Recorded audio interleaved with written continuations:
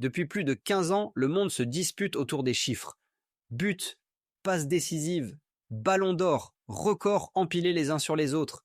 Et pourtant, Zinedine Zidane a finalement brisé son silence avec une phrase qui tranche à travers tout ce vacarme. Une phrase qui remet en question les fondations même de cette guerre sans fin entre Lionel Messi et Cristiano Ronaldo. Et si les buts ne racontaient pas toute l'histoire? Et si la vérité était quelque chose que les chiffres ne peuvent pas expliquer? Avant de commencer, n'oubliez pas de liker la vidéo, de vous abonner à la chaîne Golden Lens et de nous dire en commentaire où vous vous situez dans le débat Messi-Ronaldo. Car ce que vous allez entendre pourrait vous obliger à tout repenser. Pour comprendre pourquoi cette déclaration est importante, il faut d'abord comprendre qui parle. Zinedine Zidane n'est pas un commentateur à la recherche de titres accrocheurs. C'est un homme qui a vécu le football de l'intérieur. Vainqueur du Ballon d'Or, champion du monde, puis entraîneur, debout sur la ligne de touche lors des plus grands matchs de la planète, à gérer les égos, la pression et les légendes. Il a entraîné Cristiano Ronaldo au Real Madrid durant ses années les plus impitoyables. Des saisons à 50, parfois 60 buts. Une machine conçue pour décider des matchs avec une efficacité froide. Zidane lui faisait confiance lorsque tout était en jeu. Et de l'autre côté, Zidane observait Lionel Messi, non pas comme un fan, mais comme un ennemi, depuis le banc. Lors des réunions tactiques, lors de nuits où un seul toucher suffisait à détruire un plan parfaitement préparé. Aujourd'hui, Messi a 38 ans, et pourtant il domine encore tous les classements offensifs majeurs, avec 71 contributions directes au but sur une seule saison. Des chiffres irréels, des chiffres qui devraient mettre fin à tout débat. Alors, pourquoi Zidane hésite-t-il? Pourquoi dit-il qu'il y a quelque chose que les buts ne peuvent pas raconter? Et plus important encore, qu'a-t-il vu exactement que le reste d'entre nous aurait pu manquer? Pendant des années, Zidane a évité le piège. Chaque fois que les journalistes tentèrent de l'entraîner dans la guerre Messi-Ronaldo, il souriait, esquivait, changeait de sujet, pendant que d'autres alimentaient le feu, lui restaient au-dessus de la mêlée. Ce silence n'était pas accidentel, c'était le silence de quelqu'un qui savait que tout ce qu'il dirait deviendrait une arme. Puis, lors d'un échange calme, presque intime, le ton a changé. Pas lors d'une conférence de presse, pas après une défaite, juste une simple question sur la grandeur. Et c'est à ce moment-là que Zinedine Zidane a marqué une pause, une longue pause, de celle qui montre qu'il choisit ses mots avec soin.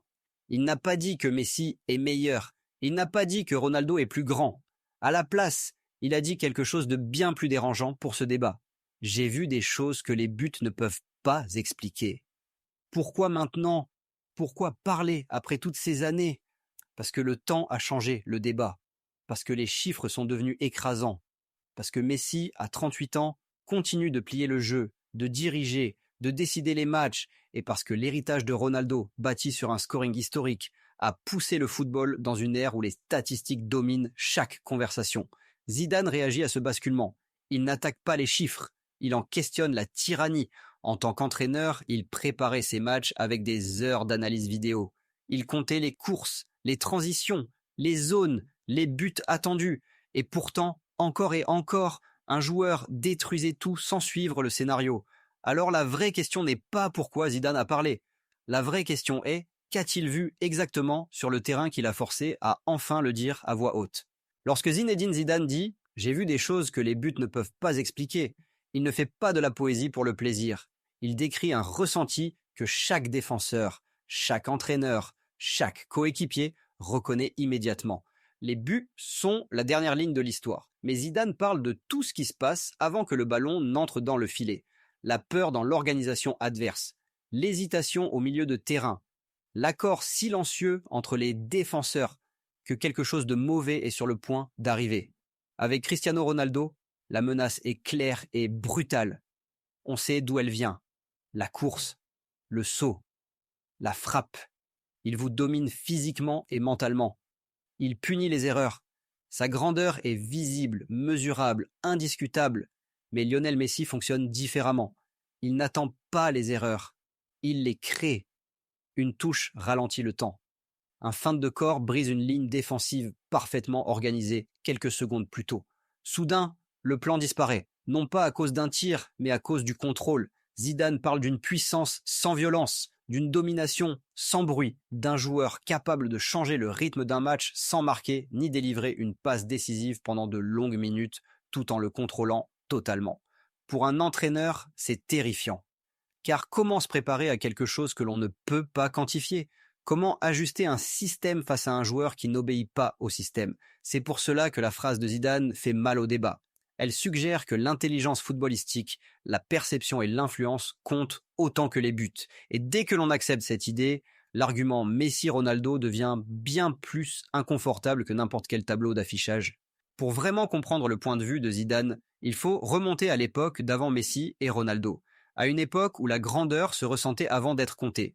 Zidane a joué dans une ère d'artistes et de monstres. Ronaldo Nazario détruisant les défenses en 5 mètres. Ronaldinho souriant en humiliant des équipes entières. Et Thierry Henry décidant des matchs par l'élégance plutôt que par le volume. Dans cette génération, les chiffres existaient, mais ils n'étaient pas une obsession. Ce qui comptait, c'était le contrôle, l'autorité, le sentiment qu'un joueur possédait le terrain, même les soirs où il ne marquait pas. Zidane lui-même était ce type de joueur. Rarement meilleur buteur, mais toujours centre de gravité. Alors quand Zidane regarde Messi, il reconnaît quelque chose de familier. Un joueur qui plie le jeu autour de lui, qui force les adversaires à défendre différemment, presser différemment, paniquer différemment. Un joueur dont l'influence commence bien avant la dernière passe ou la dernière frappe. Ronaldo, à l'inverse, représente quelque chose de nouveau, le symbole parfait du football moderne. L'optimisation, la production implacable. Des saisons à 50 ou 60 buts qui ont transformé l'impossible en routine. Ronaldo ne s'est pas contenté de s'adapter à l'ère des statistiques. Il l'a dominé. Et c'est cette tension historique que Zidane met en lumière. Deux formes de grandeur qui s'entrechoquent, l'une qui submerge les livres de records, l'autre qui submerge le jeu lui-même. La tragédie du débat moderne, c'est que l'histoire est aplatie en graphique. Zidane refuse cet écrasement. Il se souvient d'un football où la peur, le silence et l'anticipation comptaient autant que les buts. Et ce souvenir façonne son verdict, même s'il ne l'énonce jamais directement. Les mots de Zidane ne se contentent pas de regarder en arrière. Ils attaquent discrètement la manière dont le football est jugé aujourd'hui. À une époque obsédée par les quarts de chaleur, les buts attendus et les classements mis à jour chaque week-end, sa phrase sonne presque comme une rébellion. Les stars modernes sont construites sur la production. Combien de buts ? Combien de passes décisives ? Combien d'actions décisives ? Des joueurs comme Erling Haaland ou Kylian Mbappé sont déjà façonnés à travers ce prisme. Des monstres d'efficacité, des destructeurs d'espace, de futurs rois des statistiques. Mais la question de Zidane flotte dans l'air. Que devient-on des joueurs qui contrôlent les matchs sans toujours les conclure ? Que deviennent l'intelligence, le rythme, la gravité, si elles ne se traduisent pas proprement en chiffres? C'est ici que Messi devient autant un avertissement qu'une légende. À 38 ans, toujours en tête avec 71 contributions au but, il prouve que les chiffres peuvent suivre l'influence. Mais Zidane nous rappelle que l'influence vient d'abord, que la domination commence dans l'esprit de l'adversaire, pas sur le tableau d'affichage. Ronaldo a façonné une ère où la grandeur signifiait une production sans pitié. Messi a façonné une ère où la grandeur signifiait plier la réalité elle-même.